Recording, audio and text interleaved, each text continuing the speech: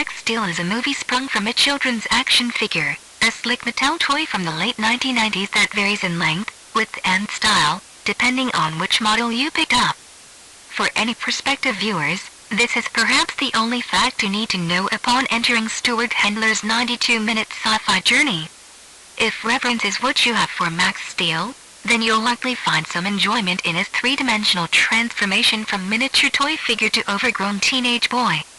As for the rest, Hendler, Sorority Row offers up essentially nothing. Despite its sizable production costs, Max Steel is a spectacle without the spectacle, an autumnal, amorphous blockbuster that just sits there, suspended in mid-air, as you soak in its ceaseless banality. The sameness of Max Steel begins with its protagonist, taciturn 16-year-old Max, Ben Winchell, finding Carter frustrated with his single mother, Molly, Maria Bello. Once again, the two of them have uprooted to another town in the hopes of starting anew. Fresh start number 9. Says Max, sarcastically. It's only the 8th time. Replies Molly, this is the type of witty banter we're privy to for the next hour and a half. There are reasons why they've relocated, and why they're without a father and husband. However, since screenwriter Christopher Yost, Thor, The Dark World is careful, or, rather, obstinate, about disclosing them, it seems unfair to do so in a review. In place of a substantive narrative, the characters in Max Steel hint at a mysterious sub-narrative, but truth be told, the script is slight. Soon after settling into his new town, Max discovers his body can generate powerful energy. The details are, once again, a bit nebulous.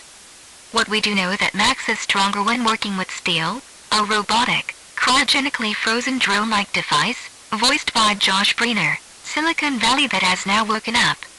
Together, the two have the ability to join forces and merge into superhero Max Steel. Synergy. If all this sounds terribly unexciting, that's because it is, no matter what Hendler throws at the screen. Max Steel is rendered an uninteresting hero, and even worse, it's not even Max's fault. To have an engaging figure to root for, we first need something or someone to root against. The enemy in this case is vaguely defined as a pod of alien creatures who want to zap the remaining energy out of Max. Having successfully directed the 5-part mini-series, Halo 4, Forward Until Dawn, Hendler seems more equipped to helm short stories. Or, at the very least, fractions of a larger narrative stretched out across multiple episodes, as in his TV series, H+. As it stands, Max Steel is unfocused from beginning to end. Despite what appears to be a paucity of material to work with, the film feels overwhelmed by itself. In one scene, Max is having boba tea with a high school crush. In the next, the world is ending. There's no sense of time, place, or rhythm. The amount of scenes that are promptly ended by Max yelling, "Hey, I gotta go. Sorry," are comical. So too, is Steel, whose only purpose in the film is either to ask questions or to elicit introspection from Max. It's like the Ellen Page character from Inception, reproduced in robot form. This is what happens with slipshod screenwriting goes unchecked. Considering Max Steel was not screened for press, Open Road is keenly aware of what they have on their hands. The publicity tour for the movie was almost non-existent, and there's been no mention of a potential sequel.